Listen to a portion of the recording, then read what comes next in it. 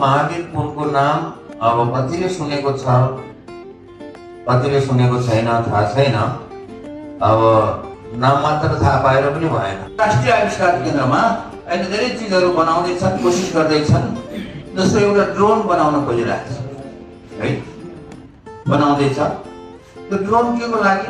समाज सेवाको लागि बनाएको छ। किसानले दुःख पाएको छ। नेपालको मात्र होइन, संसारभरिको किसानले दुःख पाउँछ। तर हाम्रो देशको किसान त झन् दुःख पाएको छ। किनभने नेपालको किसानहरू भनेको सानो किसानहरू हो, थोरै जग्गामा अन्न उब्जाएर परिवार पालेको छ। दुःख के छ किसानको भन्दाखेरि उनीहरूलाई खेती गर्नको लागि चाहिने औजार, राम्रो औजार छैन। अहिले बजारमा घुम्यो भने औजारहरू देखिन्छ।